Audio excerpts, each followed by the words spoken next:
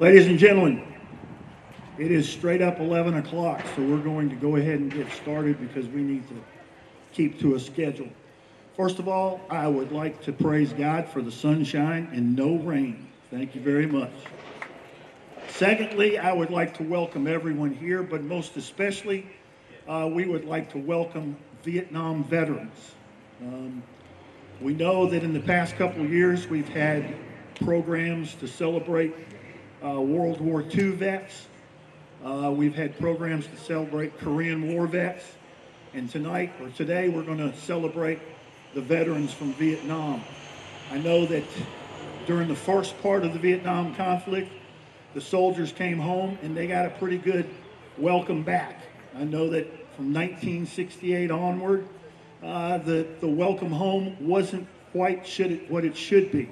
So we are hopeful that today, whatever we do here, the people that have put this program together, we hope that you recognize that we have a great deal of respect for you and your sacrifices, and we have a great deal of honor for you guys and gals and your sacrifices that you made.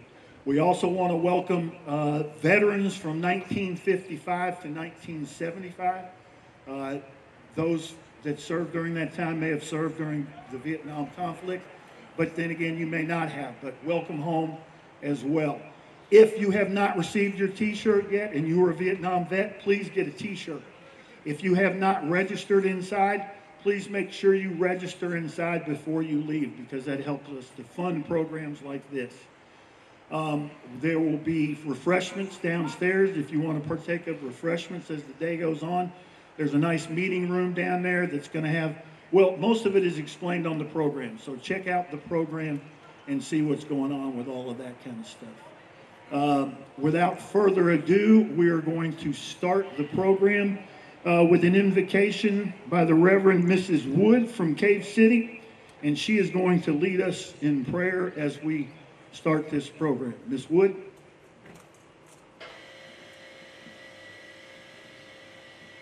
Heavenly Father, we come this morning. We thanking and praising you for rising and a new day. And we thank you for this ceremony. We thank you for every vet and their families, Lord. In Jesus' name, we just asking that you look down upon this service. We ask that you would bless and let us have a good flashback of those things that's in the past. And we thank you for your protection, Lord, for your leadership, for your guidance. And we thank you for being able to know you in the pardon of our sins, in the victory of wars. We thank you for that.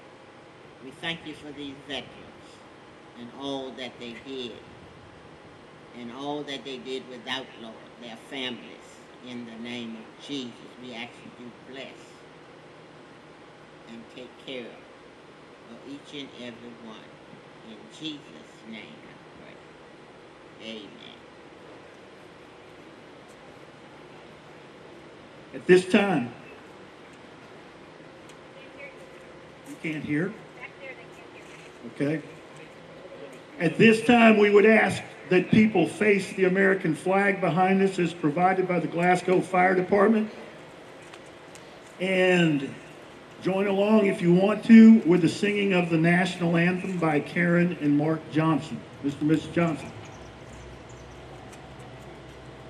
Oh, say, can you see by the dawn's early light what so proudly we hailed at the twilight's last gleaming, whose broad stripes and bright stars through the perilous fight o'er the ramparts we watched were so gallantly streaming, and the rocket's red glare, the bombs bursting in air,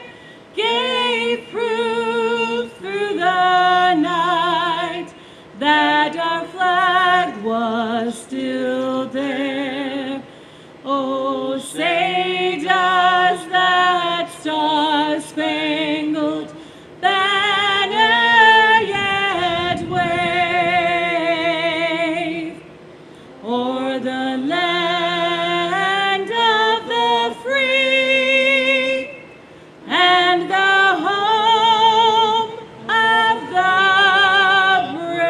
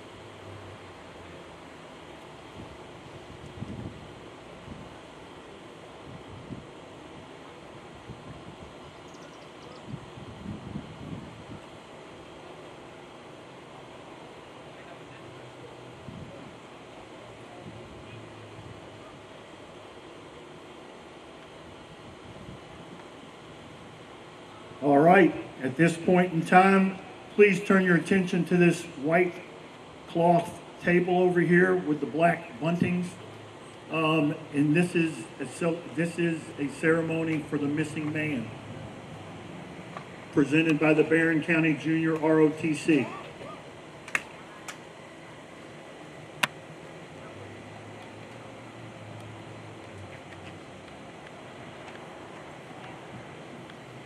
Ladies and gentlemen, honored guests, the Barren County High School Army Junior ROTC Honor Guard will now present the Prisoner of War Missing in Action ceremony. I am Cadet Captain Dylan Black, and I've been given the privilege and honor of introducing and acknowledging this table, representing and paying tribute to all the prisoners of war missing in action and killed in action. Many have looked at this table and wondered. Let me explain. This table, set for 5, symbolizes the branches of military service and the frailty of the prisoners against the oppressors. Remember, the tablecloth is white, symbolizing the purity of the country's call to arms.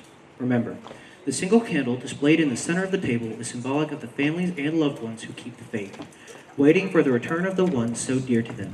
Remember, the red ribbon tied so prominently on the candle is reminiscent of the red ribbon worn upon the lapel and breast of the many thousands who bear witness to their unyielding determination, demanding a proper accounting of our missing and the return of all Americans left on foreign soil. Remember, the lemon on the bread plate reminds us the bitter fate. Remember, there is salt on the bread plate, symbolic of the tears of the families as they still wait. Remember, the glasses are inverted, they cannot toast with us. Remember, the chairs are empty, they are not here. Remember, all who have served with them and called them brothers and sisters, who depended upon their aid and relied upon them. Remember them, for surely they have not forgotten you.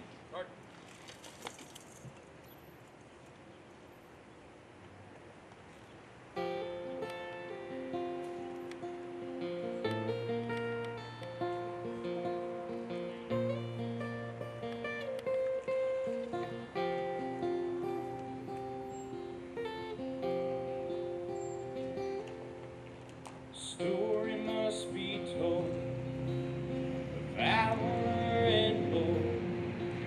So let them write it down in history. The young soldier cried for his comrades who died, fighting for a cause. Nobody has seen or heard a sound. There was no parade going downtown. We found the last patrol standing by the wall of fallen heroes. Tell their mothers that their sons are marching in the sky. Tell them that they're soldiers of the clouds. Please tell them that they're soldiers of the clouds. wounds will never heal, and the feelings that they feel left behind for all the world to see. The eagle always flies for the men who fought and died, but it flies for all eternity. Nobody's seen or heard a sound. There was no parade downtown. You found the last patrol standing by the wall of fallen heroes. Tell their fathers that their sons are marching in the sky. Tell them that they're soldiers of the cloud. Please tell them that they're soldiers of the cloud.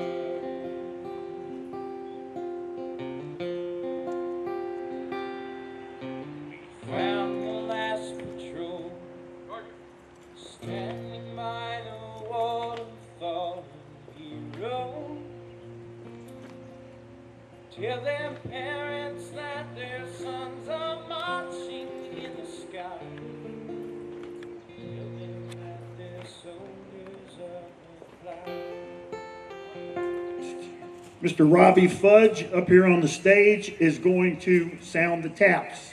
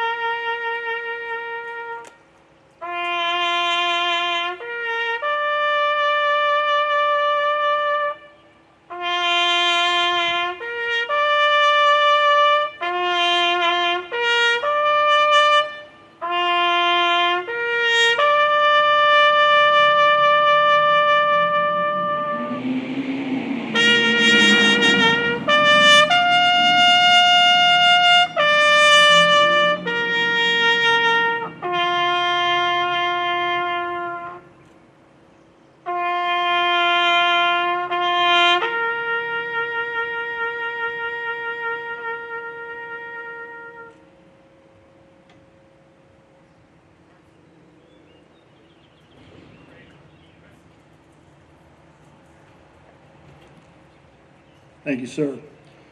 Our final event activity out here is going to be another song called More Than a Name on the Wall, performed by the Johnsons once again. So Mr. and Mrs. Johnson, More Than a Name on the Wall, please.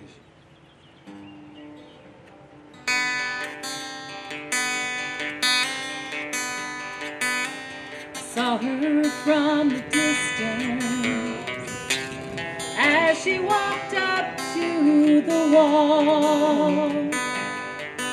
In her hand she held some flowers as her tears began to fall. She took out pen and paper as to trace her memories.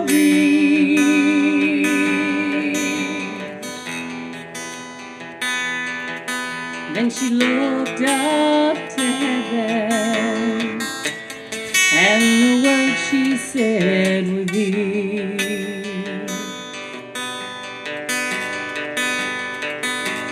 she said, Lord, my boy was special,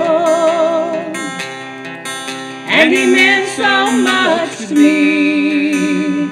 No, I'd love to see him just one more time, you see. All I have are the memories and the moments to recall.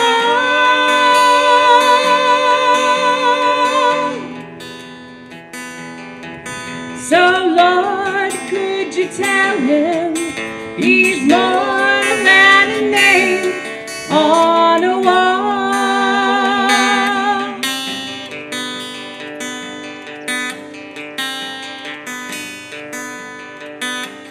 said he really missed his family and being home on Christmas Day.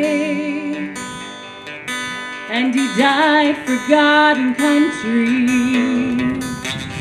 in a place so far away.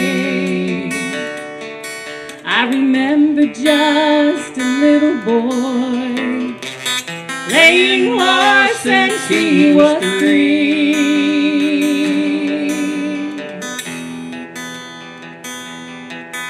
And Lord, this time I know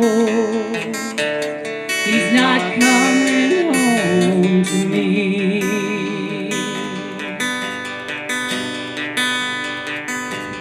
She said, Lord, my boy was special, and he meant so much to me. And though I'd love to see him, but I know it just can't be. So I thank you for my memories and the moments to recall.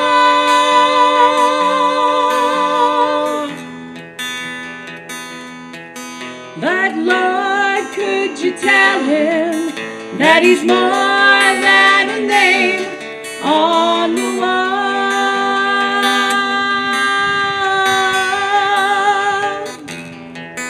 So Lord, could you tell him that he's more than a name on a wall?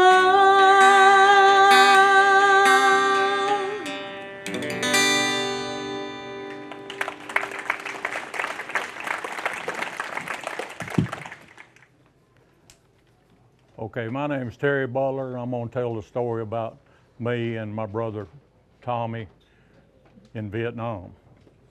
We grew up in Tompkinsville and played sports all through school and everything, hunt, fish, and done all that.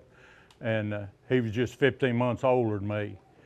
And anyway, he graduated in 1964, and he went to Western almost a year, and then he worked a while, and then he was drafted in the Army in January 1966. He went to Fort Knox, and he decided he wanted to sign up for the 3rd year and get some special training. And he was supposed to go to Aberdeen Proving Grounds in Maryland for some training after basic training. And he finished basic training, and they sent him in the opposite direction. They sent him to Fort Sill, Oklahoma. And he's dissatisfied the way they done him. So he signed up for OCS, Officers Candidate School. And when he finished his training in Fort Sill, he come back to Fort Knox and went through OCS and graduated and become a 2nd lieutenant. And he was assigned to a unit at Fort Knox. Okay, I graduated in 1965, and I worked a little for a while. And in July of 1967, I was drafted, went to Fort Knox. And I was in basic training. I didn't sign up for anything else. They tried to get me to sign up for a helicopter flight school, but I'd already heard there was a lot of them getting shot down, so I didn't sign up for that. I just went through basic training. And while I was in basic training, Tommy would come over and check me out every now and then at the end of the day, and we'd walk out there. And he done it 2 or 3 times, and they called me up front and told me, said, you tell your brother that he needs to go through the Family Welcome Center if he's gonna see you. But that Family Welcome Center was for civilians coming to see somebody in the military. And he kept coming, and next time he come over there, we all laughed out there. Anyway, I finished my basic training, and they sent me to Fort McClellan, Alabama for AI-3 infantry. And I went through infantry and ended up being on orders to go to Vietnam in February. I was supposed to report to Oakland Army Terminal February the 5th, 1968.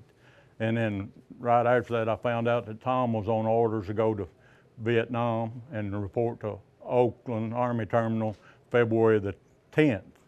And I had a copy of his orders and a copy of my orders at Fort Knox, and I took them up there and tried to explain to them that 2 brothers wasn't supposed to go same war zone, and they just kind of went off on me, and I told them what I thought and left, and then I reported to Oakland Army Terminal, and I brought it to their attention out there, and they just looked at me, and I ended up in Vietnam, February the 10th, 1968, at a replacement battalion in Benoit, and I brought it to their attention 2 different places there, and anyway, we get in formation every day, and they'd call their name. You go up and pick your orders up, and you'd go out to your unit. And while I was in formation one day, they called a guy's name. His name was Dale Page. And I said, "Is that the Dale Page I know?" And it was, but I didn't go up there and say anything to him. He graduated from high school with me. And anyway, I was there, and on the 15th, I run into my brother. He got there that day. I told him I couldn't get nobody to listen. So as a captain standing there, and he said, "Take those orders to the Red Cross." I took them up there to the Red Cross station, and they looked at them. The lady up there looked at them. She said, "Both y'all not supposed to be here." And she said, "Give me a minute." And she went back to make a phone call, and she come back out, and she said, "Okay, first one in country can leave and go to South Korea." And then she hesitated a minute, and she said, "Or you can both be put in the same unit." And I said, "I'm not going to South Korea." So we both were put in the same unit at C Troop, 1st Squadron, 1st Cavalry, Marical Division, in headquarters in Chu Lai, Vietnam. So we stayed together there, and we both flew up to Chu Lai. And we wasn't together, but was in the same unit. He was on what they call Hill 29, and I was at the headquarters of Chu Lai. But I found out there's a helicopter outfit there, and 2 helicopters went to Hill 29 every day at 8 o'clock, and then they'd stay all day and come back. And sometimes if I found out he wasn't out in the field, I'd just look over to my buddy and I'd say, "Hey, I'm going to see my brother today." He said, "I got you covered." And I'd fly up there and stay all day with him. And my first sergeant and commanding officer was up there, and they liked it. They didn't never tell me not to do that. And anyway, they all called me to come up there. They was having a awards ceremony one day. It was in the middle of May, and I flew up there, and that's where a lot of these pictures in that book's made, is in at Hill 29 of me and Tom. And he was ordered, they give him a Silver Star that day up there. And I stayed all day up there and enjoyed that and everything. Anyway, I come back, and I didn't see him, and we were listening to the radio, communication radio, when he was 2-6, and they said 2-6 has been hit. And I knew who that was, and that's all we heard. And there's a medic down there, and he said, "I'll go find out some information." And he was gone maybe an hour, and he come back, and he said he was hit, and they got him in a helicopter, and he died in the helicopter. And they helped me there until, that was June the 1st. They helped me there to June the 3rd, and they said, "We don't want you to get home before the information gets to your parents." And anyway, I left there on June the 3rd, and I got home, I believe it was June the 4th, about midday. And they just had found out that morning about Tom. Now, it was really bad that Tom was killed, but just think how bad it was for our mother and daddy to have 2 sons go to Vietnam, be sent to Vietnam, and that happened and everything. And anyway, there was a lieutenant colonel come down, and he had reassignment orders on to me, and they reassigned me to Fort Knox. I didn't have to go back to Vietnam and everything. And so I finished my time at Fort Knox, and it's been pretty rough for a long time, me losing my brother, because a lot of people always thought we were twins, and we always looked alike, and we played ball together all through high school, basketball, baseball, football, and all that, and everything, and we run together and everything, and it's just, I don't know, it's just, they just done him wrong, but I was on orders first, and he shouldn't have had to go, and but that's the way it was.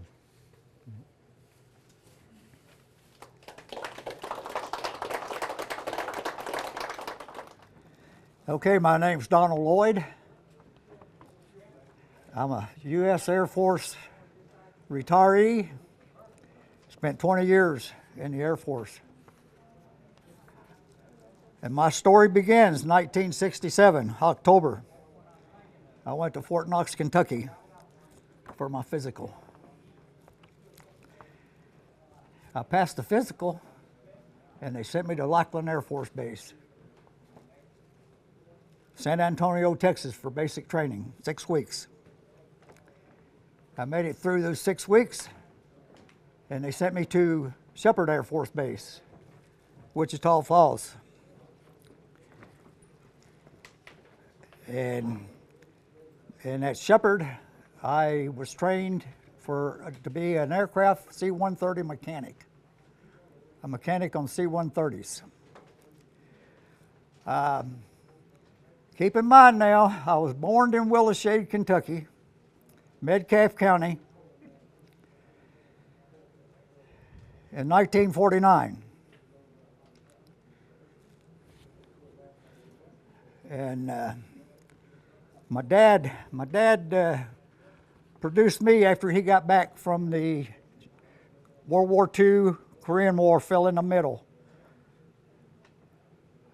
And so my dad was in World War II, and he was also from the Willow Shade community of Kentucky, Metcalfe County. After I was trained on the 130 aircraft mechanic, my first duty station was Langley Air Force Base, Virginia. Aircraft mechanic on 130s.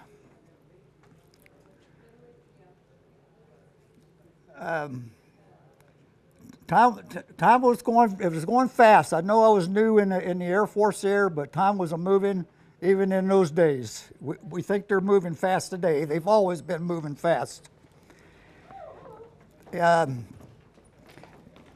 Okay, at Langley, an assignment came up that they needed a C-130 aircraft mechanic at Hickam Air Force Base. So I volunteered. My whole life has been volunteerism. I volunteered to go in the Air Force. I volunteered for all these jobs I'm going to be telling you about. But anyway, I got accepted to go to Hickam Air Force Base in Hawaii. There I was trained on air rescue and recovery C-130s as a crew chief, aircraft maintenance. They had 6 airplanes. And what we did was go out and rescue a lot of people that got stranded out on boats. Air Rescue and Recovery, ARRS. That was a 5.5-year tour at Hickam. And it was time to come back to the States.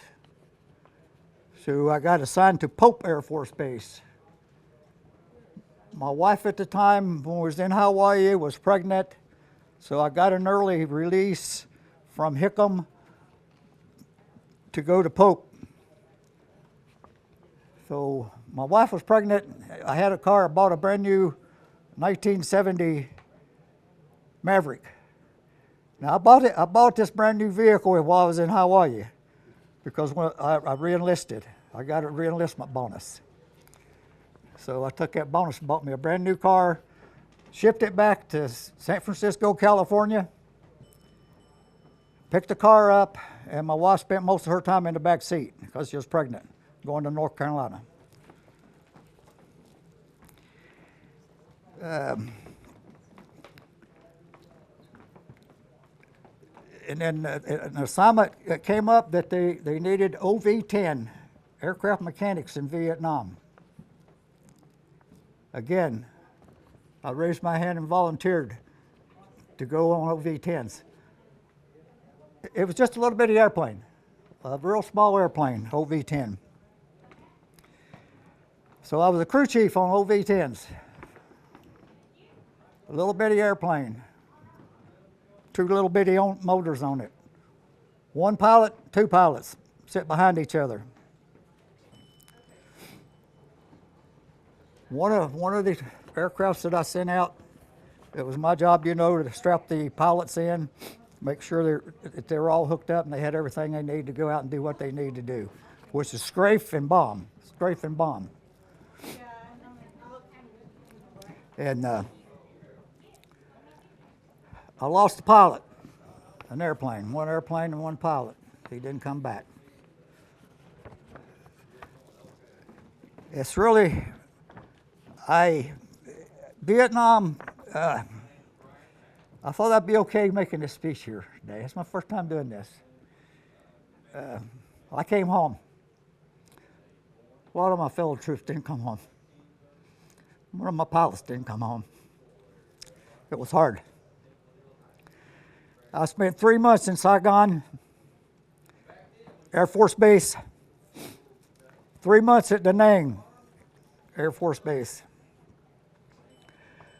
My wife was pregnant with my first son.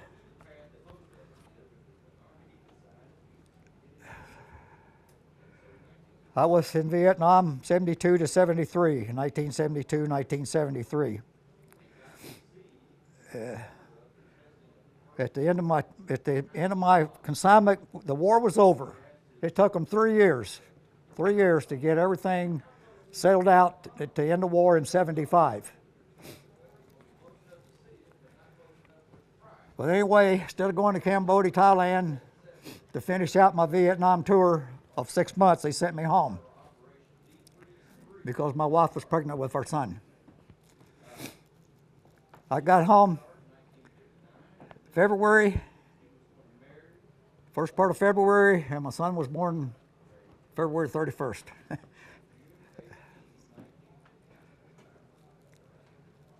But when they sent me home, they sent me to Little Rock Air Force Base, Arkansas, Little Rock Air Force Base, Arkansas. Aircraft mechanic, scanner, 130s. Another assignment came up. Volunteer again. Air Force Recruiting Service. That's that badge. I got that badge.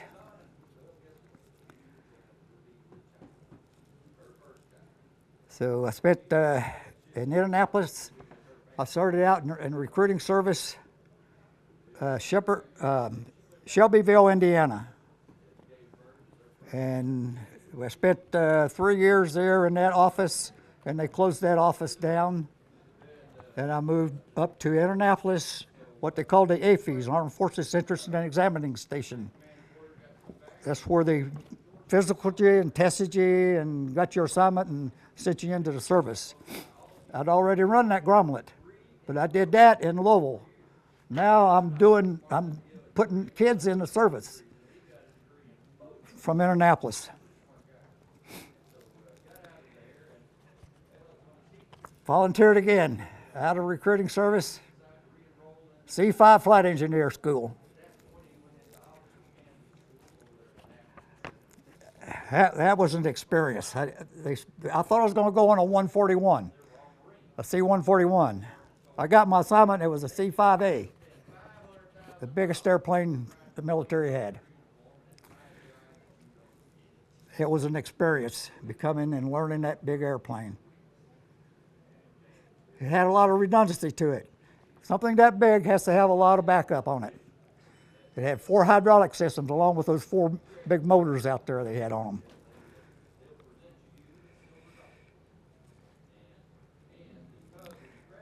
And after my training and stuff, my assignment on the 130th Flight Engineer was for Dover Air Force Base, Delaware. I spent the rest of my service at Dover Air Force Base, Delaware, and retired in 1987. And thank y'all for listening to my story. Thank you very much. Hello, my name is Neil Poindexter. I'm a retired Marine First Sergeant. Now, I had 2 tours in Vietnam, 1966 and 67, and then I went back in December of 1969 and spent the whole year there in 1970 and came back in January of 71. Now, I'm from this area. My memory kicks in when I'm at Roseville, Kentucky, which is not too far from here, in the southeast portion of the county, Barren County, and stayed there. We were sharecroppers, so we moved around quite a bit. My next little farm that I remember was close to Lucas. We went to Austin Tracy. My next farm was at Mary Oaks, which is just a little bit west of here, and went to the one-room schoolhouse there.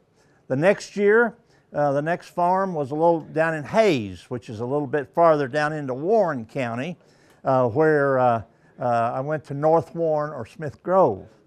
And then we made the big jump over to Cumberland County, over around Dale Hollow Lake, and we were sharecropping a farm over there. And that's where I joined the Marines. Now, my first try at joining the Marines, it didn't go so well. I went up with a Marine Corps recruiter to the Army base up at Fort Knox, and the Army doctor there says, it looks like you have a perforated eardrum. And I'm going, yes, all right, because I'd never heard that word before. It's the first big word I heard. I've ever heard, perforated. And the recruiter goes, no, says, you've got a hole in your eardrum. And the doctor says, yes, says, you cannot be drafted or you cannot join because you have a perforated eardrum. Now, I was pretty sad. But some of my friends thought I was pretty lucky because they were getting ready to be drafted. So they were saying, you got a lucky one. But I saw joining the military, joining any branch of the service was my way out of poverty. Very, very poor. We were very poor. So it was my way out of poverty. So I was sad. Now, if you're a history memory buff, you'll remember in around March of 65, there was the 9th Marines landed at Red Beach in Vietnam. And that was the first big push with a lot of troops. Now, folks like the Army Rangers, they had been there for 3 or 4 years instructing the ARVN and trying to get them straight. But that was the first big American push into Vietnam. It was March of 1965. So I came back chance, and I had another chance to join. So I tried it again, and miraculously, that hole in my eardrum had healed up. Yes. So, but they needed folks over in Vietnam. So that's right. So I was stationed down at Camp Lejeune. And of course, there's other things going on in the world besides Vietnam at that time. So I boarded an LST 1176, a troop ship, landing ship tank. And off my unit went to down at Santo Domingo, Dominican Republic. We stayed down there for a while because there was a little uprising. And then off we went over to Guantanamo Bay, Cuba, late in 1965. And we stayed there until middle of 1966. Came back to Cherry Point, North Carolina, and the first sergeant met us there, and they said, where do you boys want to go? It was, well, we want to go to Vietnam. You can't win any medals here at Camp Lejeune. So we wanted to go off to Vietnam, and first sergeant said, I can take care of that for you. I can do that for you. No problem whatsoever. So off we went to Vietnam. Now, when I first, it was another big surprise for us. Big surprise. we were going to go over by ship, not by plane. So we boarded the Graham County. No, not the Graham County. I'm sorry. The Buckner, the troop ship, another troop ship. Took us over 20 days to get across the Pacific because we had to avoid some storms. But we got to Okinawa, where we left a lot of the stuff that we would not have to have in Vietnam. And we dropped off 3 17-year-olds there. And they said, when you turn 18, we'll bring you on into Vietnam. So we dropped off 3, I remember that. We stayed there just long enough to refuel our ship and drop off those uniforms and everything that we didn't need. And about 3 days later, we landed at Da Nang, Vietnam. Now, as you may not know, you'll hear I Corps mentioned a lot. Well, it's actually one corps. Vietnam was broken down into 4 areas, or 4 areas, yes. I Corps was around from the DMZ down to Quang Ngai. Then you had the 2 Corps, 3 Corps. Then down in the Delta was 4 Corps. But if you served down there, you'll hear people say, I served in the Delta. But I served in what is now normally called I Corps. That's where you would have found most of the Marines. Thank you. And then when we got off the ship, there was 1,500 Marines and 500 soldiers aboard the ship. Now the 1,500 Marines were scattered around the I Corps area, and the soldiers stayed aboard ship and went on down to Saigon and got off down there. Now I was shuttled over to Da Nang Air Base, got aboard a C-130, and they flew us down to Chu Lai. From Chu Lai, we were picked up and taken about 4 or 5 miles out west of Chu Lai in what they call the Badlands, and I reported to Battery L, 4th Battalion, 11th Marines, which is an artillery unit. And I was, my MOS at that time, Military Occupational Specialty, MOS, was 0846. I was an artillery scout. And I would help out. An artillery scout helps the forward observer, which is usually a 2nd lieutenant, and you go out and you find targets for the artillery to shoot at. And you help adjust fire onto those targets. And we stayed there for a little while. Then we moved over to just north of Chu Lai in a little town called Tam Kee. And we stayed there for a few days, but the Army was coming in and moving in, and so we were just going farther north. And they were taking over the operation in that area around Chu Lai and Quang Ngai. And we took a convoy and we went up to Da Nang. Da Nang used to be the capital at one time. But we moved up about 3 or 4 miles west of Da Nang, and there we set up our artillery unit.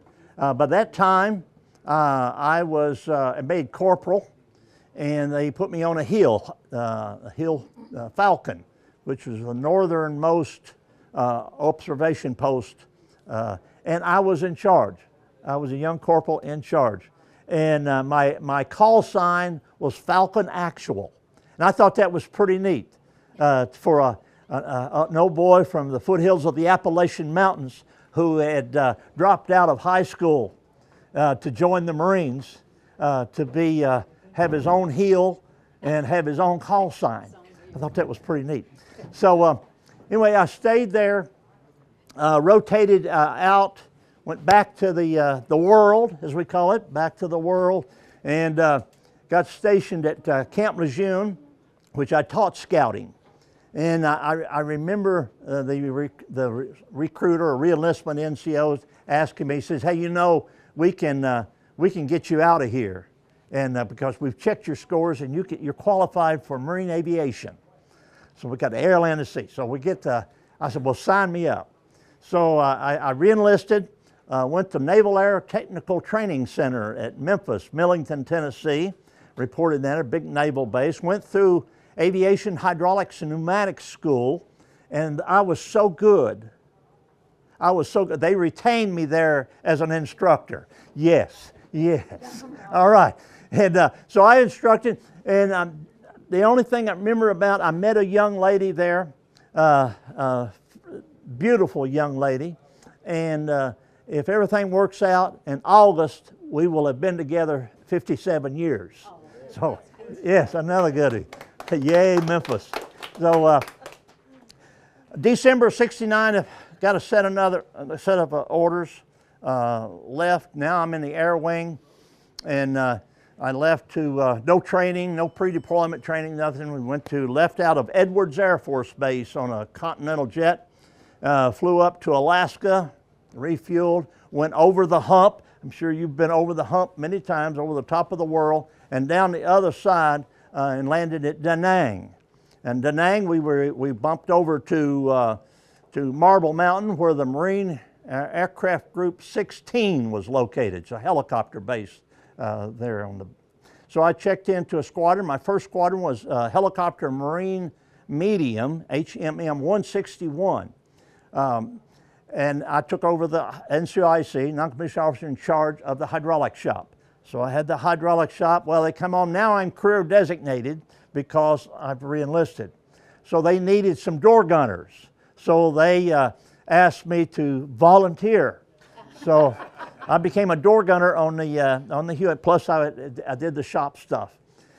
And that unit rotated back to the world. This was in the 1970 now. They rotated back to the world in about 3 or 4 months there. And since I didn't have 6 months in country, I was sent over to HML, Helicopter Marine Light 167, and that was a Huey outfit. And I took over the hydraulic shop, and I also, they needed door gunners. Now, being a door gunner on a Huey is kind of the ultimate door gunner job, unless you're on a B-52 or something like that. But it's a great job. You have probably endless hours of boredom flying in the Huey as a door gunner, interrupted occasionally by pure terror. So it's a fun job to have, but it's a great job. I flew 176 combat missions in the Huey, and I received the Air Medal, and probably the best thing, and I cherish it deeply, is these combat air crew wings that I wear on my cover, because you can only get those in a combat zone. That's the reason they're called combat air crew wings. It's kind of like when this gentleman here, he's got the rifle and the infantry rifle. I've been there, I've done that. So anyway, I ended that tour. Went back to let's see, where did I go? Came back to the world. Got stationed on the East Coast at New River, North Carolina. They sent me to the 1st Marine Corps attack squadron. It was a Cobra squadron. And I was there as a plank owner. As a plank owner, you're there, they say it's a term used when you haven't received your flags yet. So I got stationed at New River with Helicopter Marine Attack Squadron 269. And they're still in operation there at New River. We have our reunions there about every 3 or 4 years.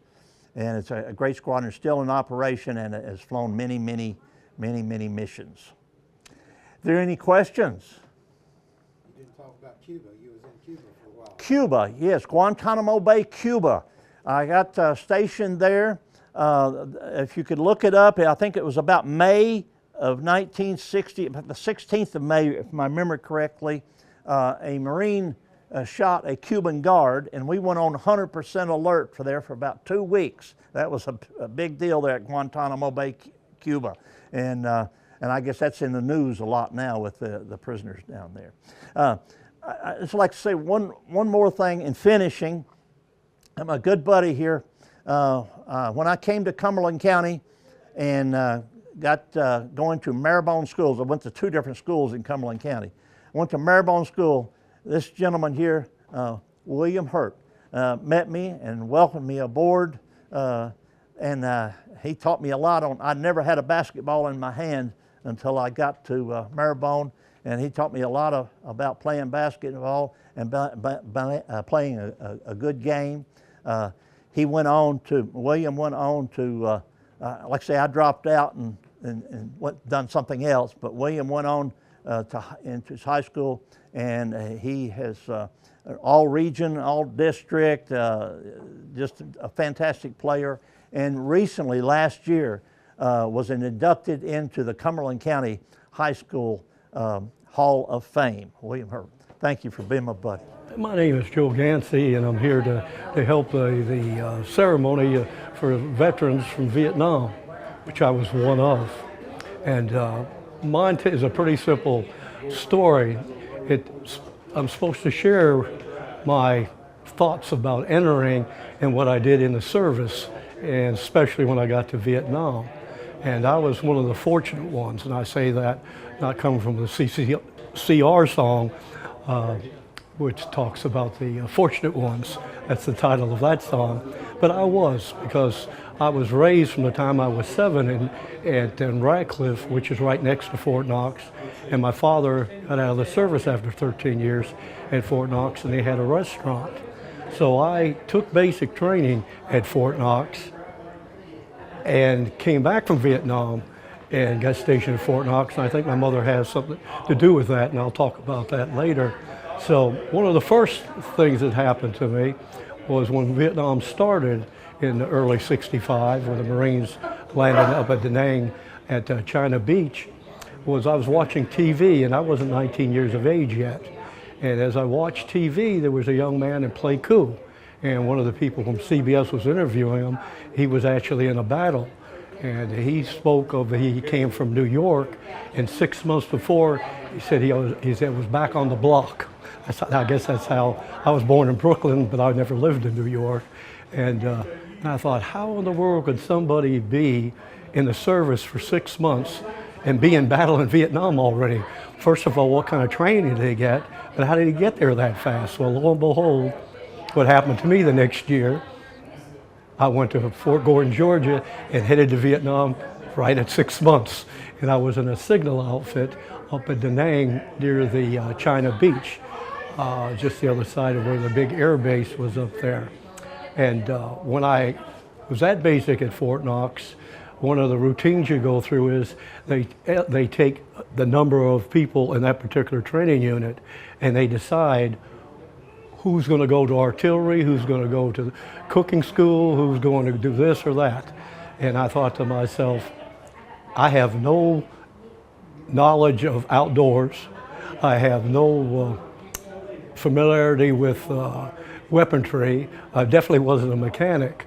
So they chose myself and another young man. Well, he was 25 years old. That's the last year you could get him for being drafted. And I was drafted into the service.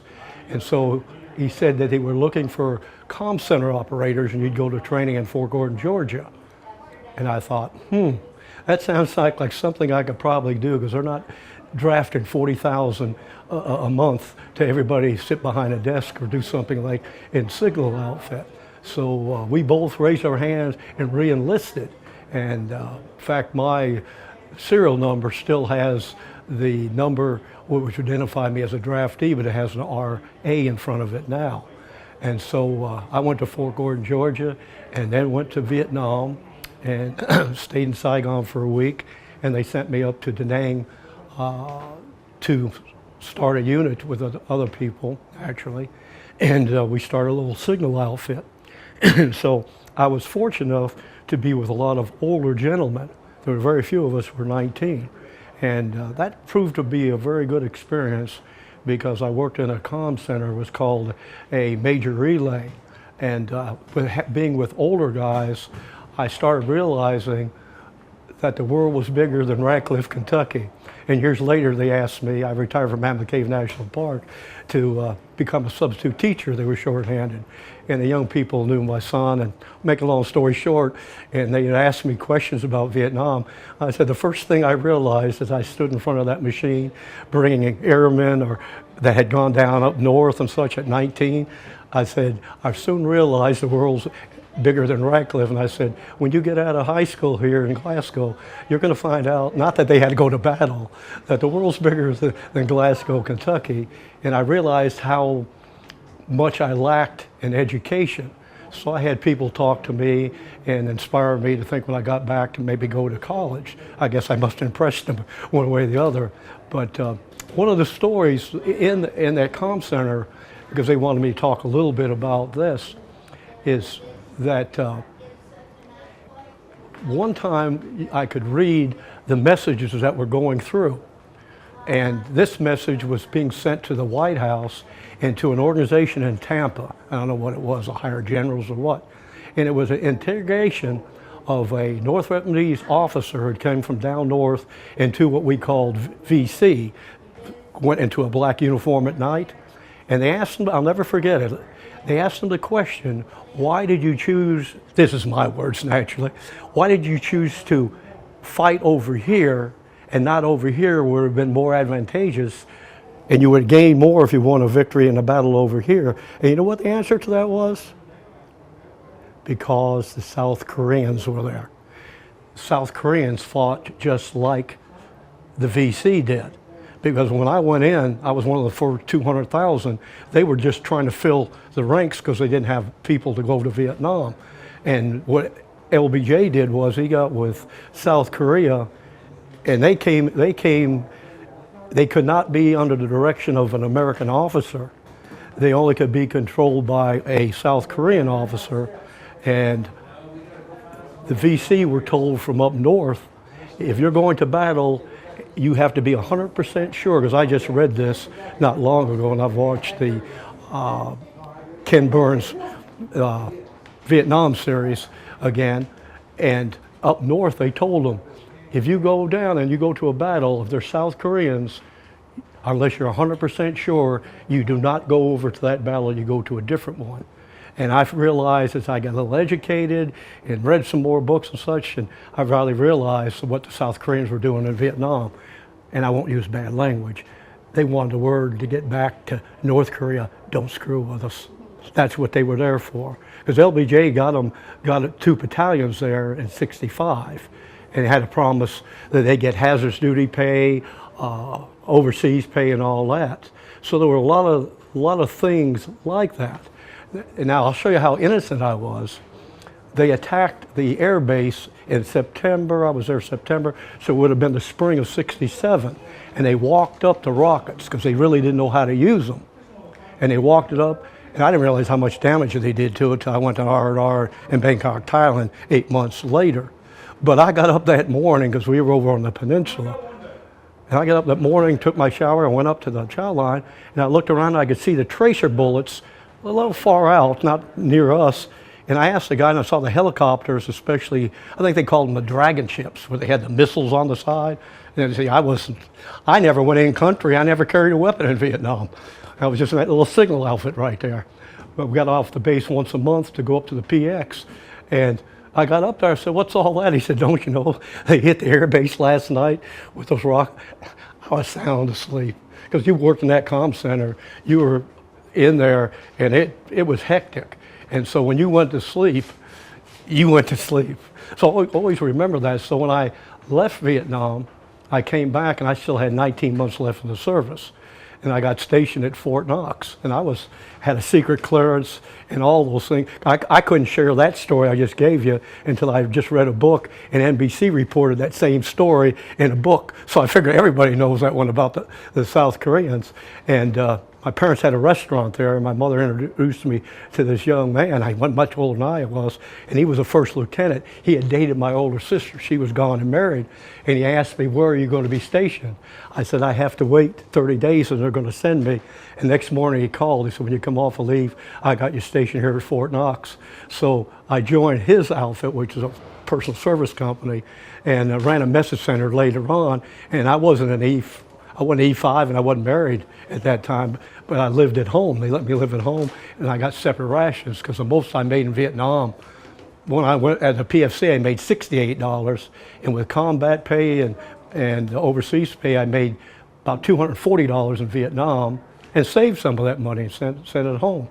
But I never really made a lot of money in the service, but I was just a good old kid. And they sent me down and ran a message center for them there at Fort Knox. And when I was getting out, and I'll stop with this story, when I was getting out of the service, the commanding sergeant major said, Joe, he said, you going to re-enlist?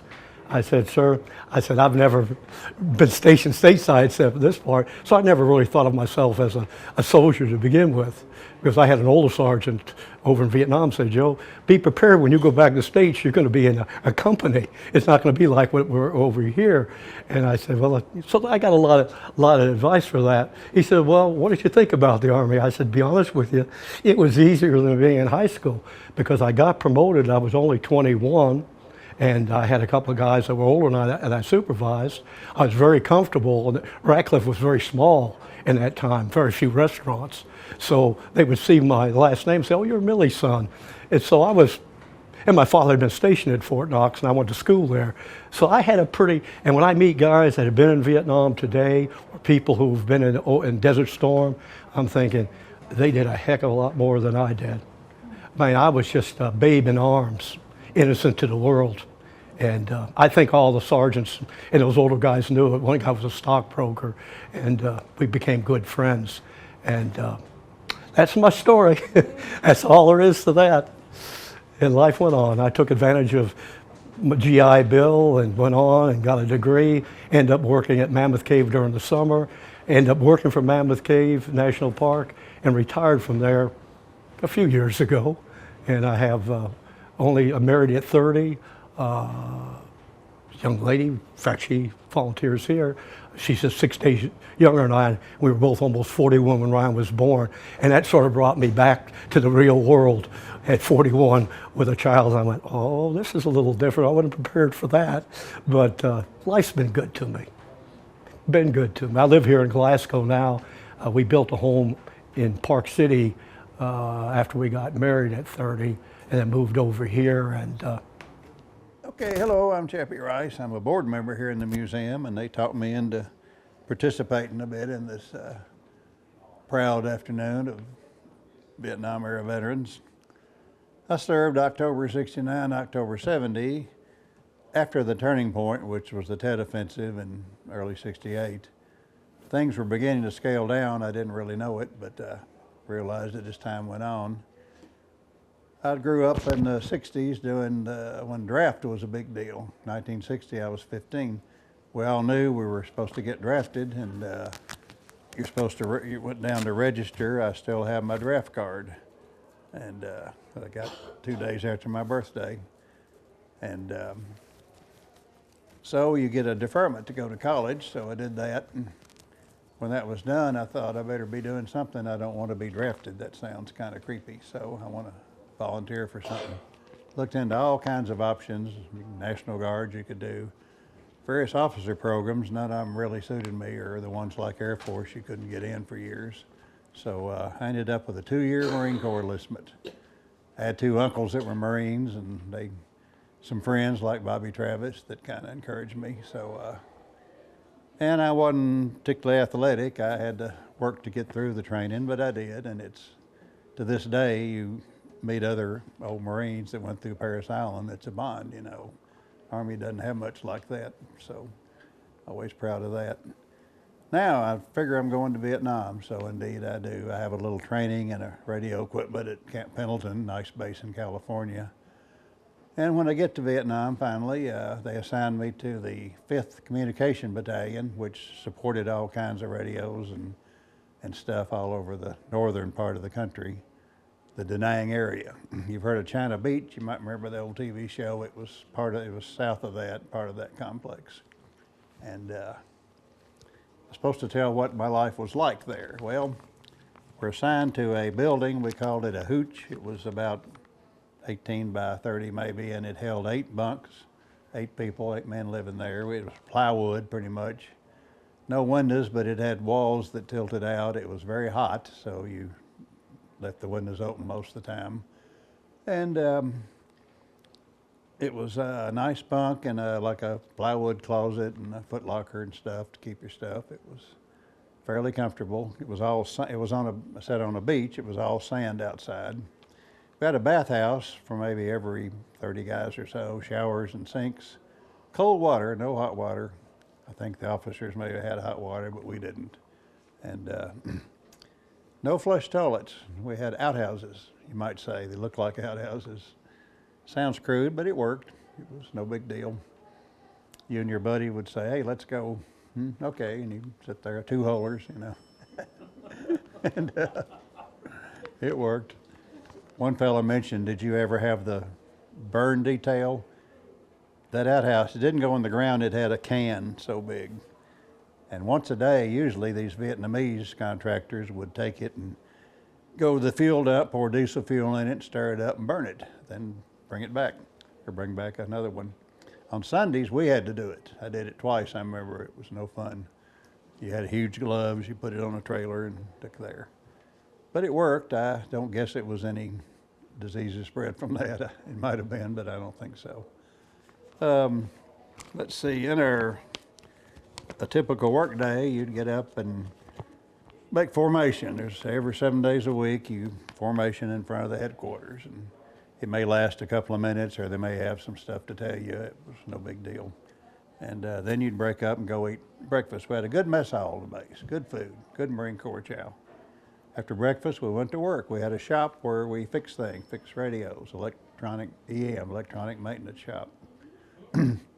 For about 8 months, that's what I did until they began to, then they closed the base out and consolidated it. Because it was beginning to scale down. I didn't really know at the time, but we were part of that. Let's see, the base was about less than a square mile. I wish I knew exactly. I'd say 600 acres. And it was a beach on one side and concertina wire. That's big round coils of razor stuff. Huge, big as this area here. That was the enemy couldn't very well charge through that if they wanted to come and attack you. And then we had guard towers. We had to rotate about every 6 weeks. We'd have a week of guard duty. You'd stand in that tower, and very boring. Weren't supposed to, but we'd take a radio with us. We had Armed Forces radio service. We'd listen to it. I happened to have guard duty May, whatever it was, 4th, when the Kent State shootings occurred. I heard that on my radio in guard duty. That was something I remember very vividly. There was a nice little PX. You had to buy your own soap, shaving cream, razor blades. Everything else is provided for you, all your clothes. You didn't have to buy any clothes. I think sheets, somebody mentioned that. I think they were provided. I don't remember ever buying any. The base contained, a little gym. There were offices. There was a sick bay, sort of like urgent care. And the beach itself, a big wide recreation area with picnic tables we'd go to occasionally. You didn't really get in the water much because there was jellyfish everywhere, and they would sting. I saw somebody that had stings from that. Hot, it was very hot.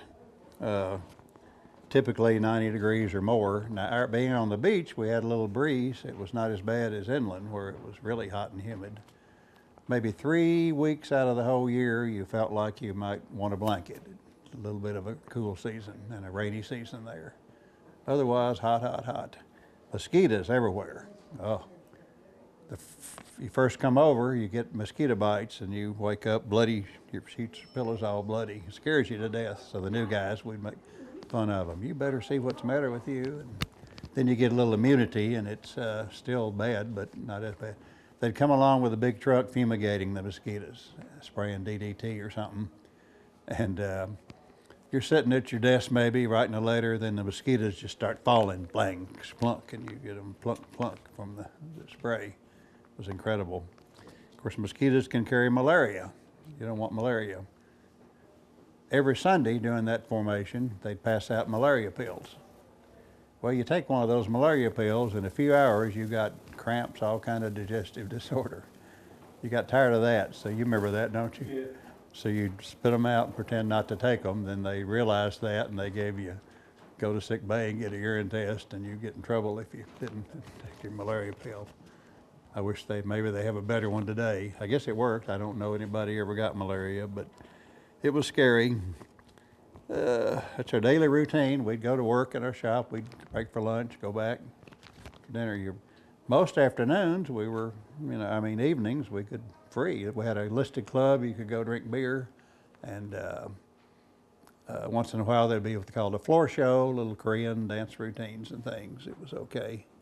We had a crude movie theater, a plywood screen and a you'd bring your own chair and they would show current movies. You probably remember that. And I don't remember any, what was that?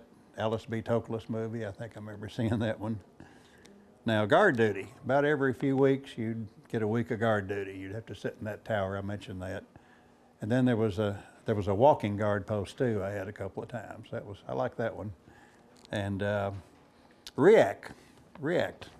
In a secure base like we had, it was, remembering Tet, somebody could come in and invade us, so they want to force ready. You had, if you pull react for a week, you had to stay sober, and they'd randomly at 8:20 react on the road. Then you'd have 90 seconds to get your combat gear, your flak jacket and helmet and rifle, and get out in formation and be ready. And then okay, then you can go back. That was over. That's two of the things that we take up your evening sometimes. Now, Da Nang itself was not suitable for liberty. I wish it had been, but it just wasn't like Saigon. You see the movies with all the cafes in Saigon, the soldiers were. You couldn't do that in Da Nang. It was rare we got into the city. I did maybe 3 or 4 times for some reason. And it was just a stoic, quaint, place that wasn't suitable for that. There were little areas with like ladies of the night, and their MPs were there running them off and stuff. So you didn't leave the base very often. If you did leave the base for some business, you had to have your rifle with you. And that was a pain because your rifle would then get dirty, and you had to keep your rifle immaculately clean. You get chewed out pretty bad if they'd randomly inspect you. Well, we were a sharp bunch, people. And somebody came up with a spare rifle somewhere, kept it hidden. So we'd take it off the base and leave our clean rifle alone. Plus, you're supposed to go down the beach and fire your rifle every month to be sure it's working. We'd take that one down, fire it, and I'd have to clean. Because you had to clean for 2 or 3 hours. It was a pain back then. The kind of ammo they used was really dirty. Special Services was cool. That was a part of the military that had a place where you could go. You could get books, magazines. You could check out a football to play with maybe, and we had a small one. Then there was a big one over at the Air Force Base. You could check out a plastic model airplane or car and go home and build it. Can you imagine that? And at Special Service, they had magazines. A lot of them printed at Donnelly.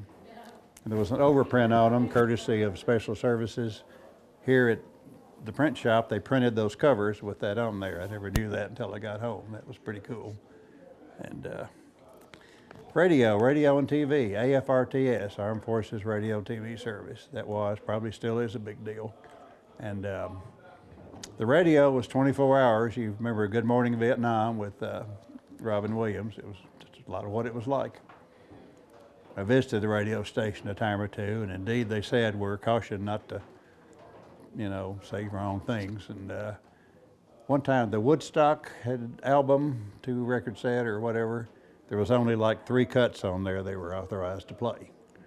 They were complaining, I want to play this one, the one where the Come On All You Strong Men, that was not allowed to be played, of course. But now it was a combat zone, so there was no physical training, no PT. Marines everywhere else and stateside, in the morning you're doing 20 minutes of push-ups and side straddle hops, and then 2 or 3 days a week you got to run a mile. Not over there. We should have on our base because we had plenty of time, but they didn't. They assumed in your combat you don't need to do that. That plus the good mess hall, many of us gained weight. When time to come home, you had to wear your dress uniform to fly on the plane. I could not button my shirt. I had to buy a new shirt. I was so mad. And the jacket, something like that, I was able to get it altered where I could barely squeeze into it. And that's the way it was. Our pay, we got paid about $200 a month. Now, you weren't allowed to have American dollars over there, greenbacks. They would get in the hands of the enemy and destabilized currency. We were paid in these things called military payment certificates. Called it monopoly money. Very pretty, engraved. I had some, and I can't find it. I borrowed these from the coin shop guy down here. They're very collectible now. Hold one up, sir. Hold one of them up. Oh. They're highly collectible. This is the $1 one. They're worth at least 10 times their face value, he told me. And here's one he's got priced $60 for a 10-cent one. Now they have series. This one is Series 541. Well, every few months, they would change the series. They would change. You had 24 hours to bring yours in, get the new series. After that, they were worthless. They didn't have any value. That was the enemy would still build up those, and they wanted to get those made worthless. Well, that's a long story. I had trouble changing mine. I barely got it changed at 10 p.m. one night. I had several $100s. You weren't supposed to have that much. But that's the way you were paid. When you left the country, you turned them back in for real dollars, and I'd like to go on R&R. R&R, I should mention, one of the nice things the U.S. government did was after 6 months, you qualified for a week of R&R. And you went places like Bangkok, Manila, Taipei, Hong Kong, Tokyo, Hawaii for the married men. They would arrange to try to get a free flight for the wives to meet them there. That was very good. Australia, for people that didn't like the partying so much, wanted to go to a nice, they called it round-eyed girls you would see, because these others were and I picked Hong Kong for my week and my free one, and it was very fun. I liked it very much. Bangkok was the most popular. Anybody know why? Certain things were legal there that normally not legal. Use your imagination. And it was a first-class flight. They served you, it was a Pan Am with flight attendants and served you a steak dinner. You barely had time to eat it to get Hong Kong, wasn't that far. Now the orphanage I'll finish up with, we had Sundays pretty much off unless there's some reason we needed to work. So we had an orphanage next door, a Catholic orphanage with nuns, little Asian women, but they were, the French, remember, occupied Vietnam for 100 years, and they spread Catholicism best they could. And this Catholic orphanage had I'm gonna guess a couple of hundred children. Many of them were wounded or from, parents were killed or napalm burns. But a great many of them were children of prostitutes. And they're round, blue-eyed, and we had an African-American, one like that. They were cute as they could be, and we would enjoy playing with them. One time we decided we'd like to bring a few of them over to our base and have a little party down the beach. I got permission from the captain there, but there were some of the, what we call lifers, that's the men that were in several enlistments. One of them, really, the first sergeant was upset with me because he didn't want those gooks here on the base. He was a prejudiced kind of guy. I'll never forget that. Most of those lifers we liked, that was one we didn't. That's the way anywhere in the military you're going to find that. In civilian life too, I guess. Uniforms, they were, you see that says Vietnam, but it's the wrong colors. I'd like to get a correct one sometime. And they had just come out a couple of years before I got there. And the boots, one of the best things were the jungle. I don't know how, but I got home with them. You weren't supposed to, I don't think. It's my actual boots I wore. I can't wear them now. Your feet do tend to grow in 60 years, but they were revolutionary. They're cooler, they breathe, you could drain when you got wet. Nice soles on them. And they even progressed through the years. They still have them. It's a little better. I don't think there's any leather at all anymore. You didn't really spit shine them, but they expect you to keep them a little polish on them. And I'm proud of those. I saved myself a Vietnamese flag for I don't know what reason. This was the official South Vietnamese flag, which of course is promptly discontinued when the war was over. Headband. If you had to work, sometimes in the afternoon you'd have to go fill sandbags. That's hot, sweaty. You ever fill sandbags? And you wear this, of course, and it keeps the sweat off. Wasn't part of your uniform, but they'd let you get away with it to keep the sweat out of your eyes. So that's about all of interest I have. Any questions or anything? I did come back, not nearly as gung-ho, you might say, as I went over. I saw, even though I didn't have much death and destruction around me, I could see the waste of it all easily. And it wasn't doing any good. We just win a battle, then another one, then the enemy was incredibly clever. They knew how to infiltrate the Viet Cong into all the villages. It was very hard for us to, the Marines were credited as the best at winning the hearts and minds. They talked about that in the northern sector, but it's still, after the Tet Offensive, the way I heard it, the urban legend, in just a couple of days they ran off, but the city of Way, up north of us, was a very sacred place, very historic. So the enemy, huge amount of forces in there to occupy Way. And the Marines had to go in, I think the 26th Regiment or something, door to door to get rid of them. And so they fought hard for several weeks. When they got near the middle of town to finally close it out, they were told to stop. We want to let the local come in and take credit. So the generals were very unhappy. Said, we want out of here. And the Marines began to scale down and pull out after that, which I kind of agree with them. So that was that. And that's about it. I came home. I didn't have anybody harass me or spit on me or anything. That was, I'm sure that happened maybe in a city or big airports or something, but I just quietly came home and everything. My friends, I wasn't exactly a hero. I said, I'm just back, so that's it. This is to tell my military history. It's the first time it's been told in over 60 years. My Vietnam experience. At our first session, I told about the draft in which the draft had started up in the mid-60s.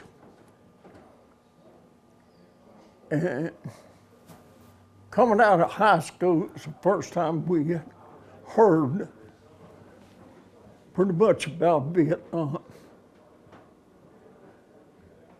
And that being spoken, the ones ahead of me that had graduated were called for duty and served time in Vietnam. Some would come back. All of them did come back, but some of them died.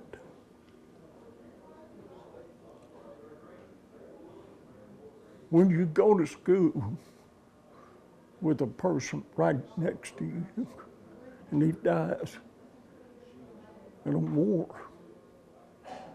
it seems like it takes something out of you. A big chunk of friendship you had, your old school buddies that died fighting a war. I had several. In fact, I had some kinfolk that had died in Vietnam. And I felt upon myself when I got out of high school that I wanted to fight. Fight for a cause. Fight for freedom. And that being said, made us very, very strong. The willpower for our country. Not just to be a hero, that was far in between. It's just had the honor of knowing you've done all you could do. In 1967, I joined Uncle Sam's force. Uncle Sam needed me more than my parents did. And my parents needed me, but I went. I took basic at Fort Knox. It was a real treat.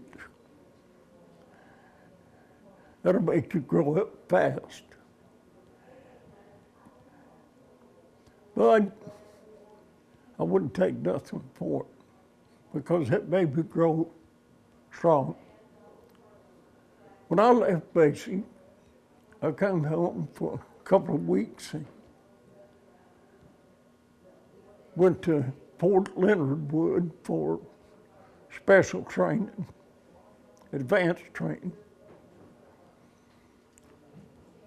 I was really hoping to get into engineering, but I didn't.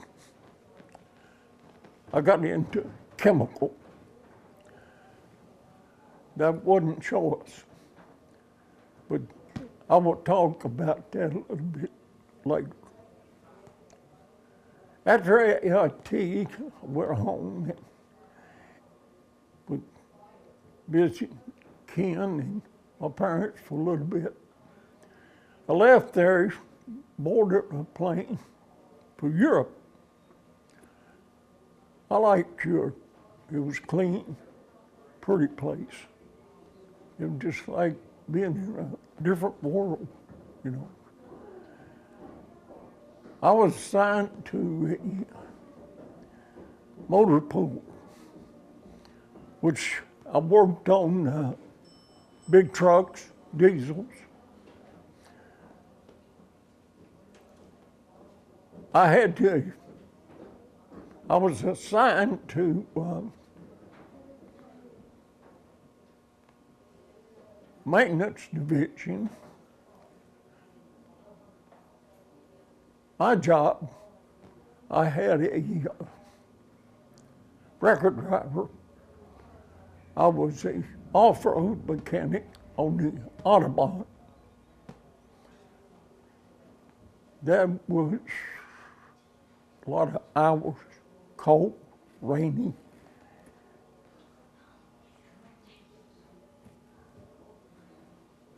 Orders come down during that year for Vietnam. We sent the whole battalion back.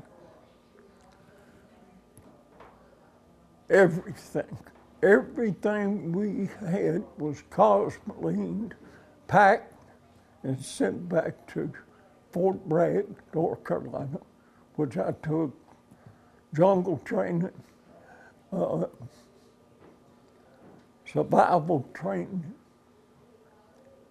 I never forget that the sergeant that night that was over us came in. He said, "Boys," he said, "have a good time tonight, for tomorrow your life will change."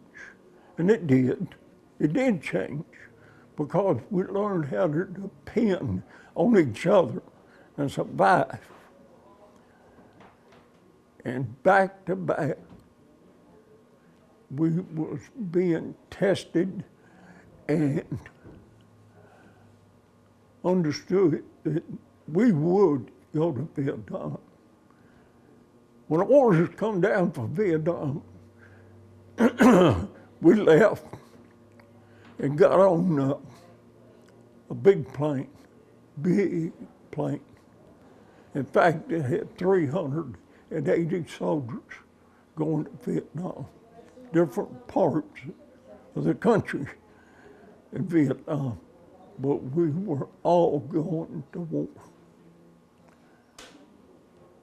We landed in the Philippines, and I'll never forget walking along the shoreline and looking up at the blue sky in a white cabin of the waves and the water is just peaceful, just peaceful. I know that would change too. We left there after refueling, heading to Vietnam.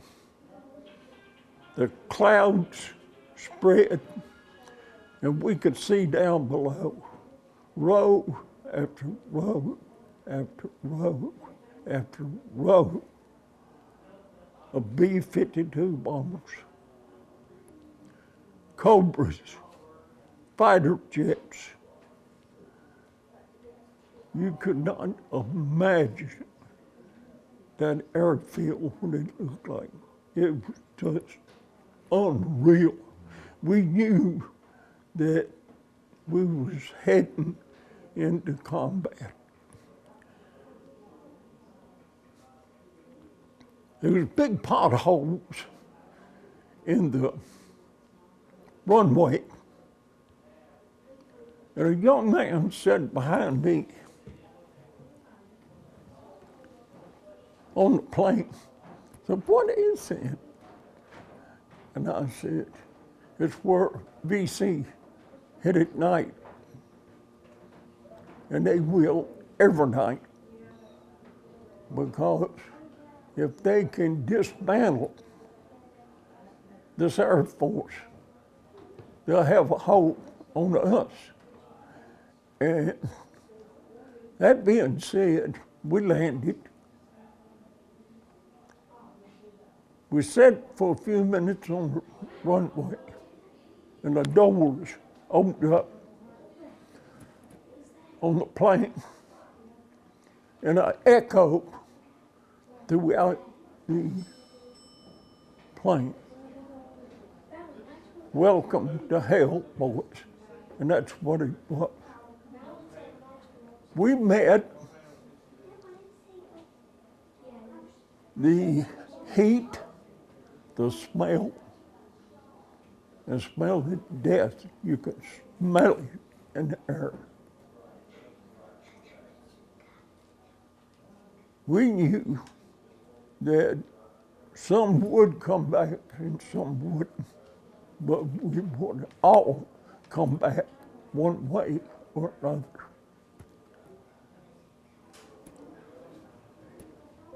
Vietnam was jungle, thick underbrush, hot, smelly. It was a time that we knew our experience there would never leave.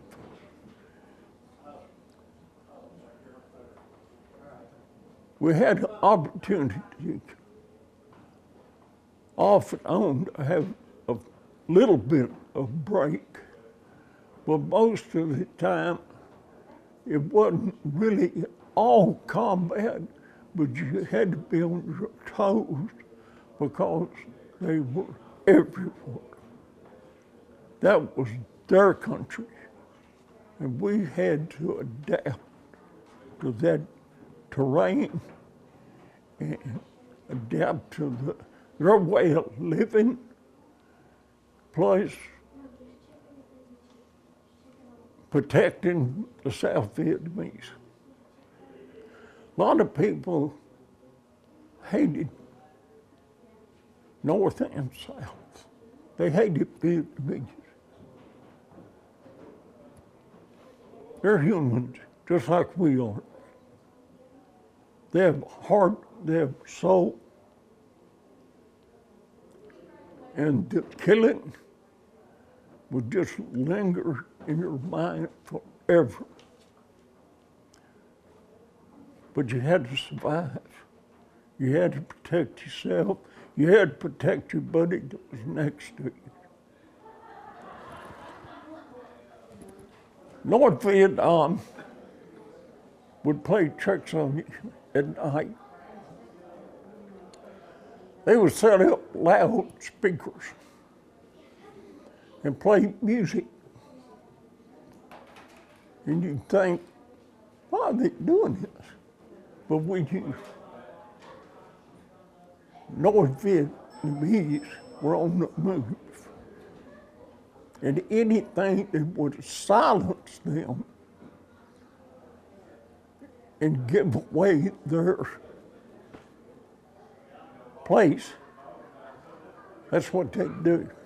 And they would attack at night. That was really one of the hardest things. Is it was dark. It was 2 hours before the moon come up. You could not see your hand in front of your face. So we used night scopes, they call them starlight scopes, that in our guard bunkers we could see if anything was coming. I was assigned to a 155 howitzer unit. My job, I had a BTR tractor retriever. And you could see it here and here. In fact, both those pictures got my pictures driving. We also had an N50 caliber machine gun. I had an extra driver, extra guy, so I would a lot of times ride the suicide ring on the 50.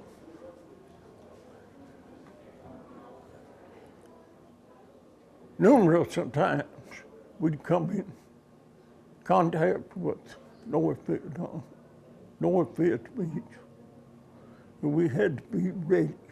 Our guns had to be in top shape. One night, we was under attack.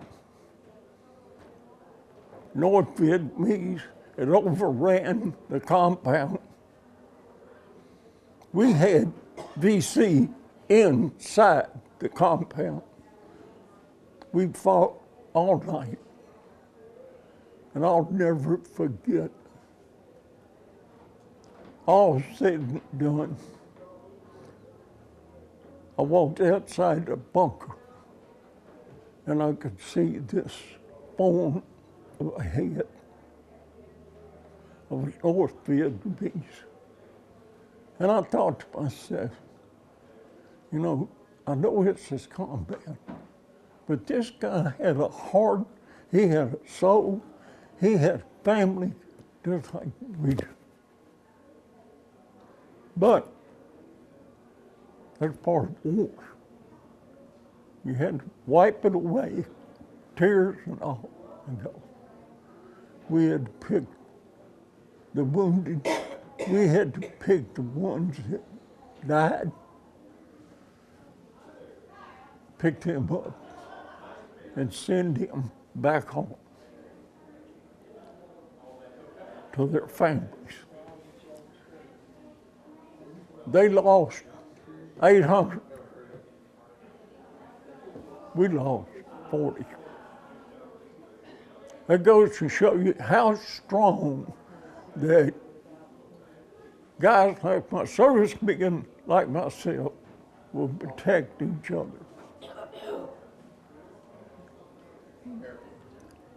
The war, sad, it's very sad. But I'm proud that the men and women today appreciate what we done, and we appreciate what they're doing for freedom of this country. Because one day we're gonna have to fight again. That's all I have.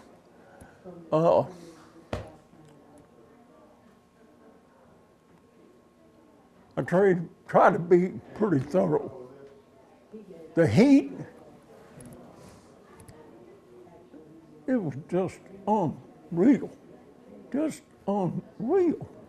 There wasn't any air, wind wasn't blowing, it was just hot, sticky. And the gentleman before me talked about the mosquitoes. At night, you wipe them off your arm. We used what they call repellent, but it was like a grease. You just put it on your arm. The mosquitoes hated that smell. Of course, we hated it too. We could understand. But we would obviously just wipe them off our arm. We took malaria pills every morning.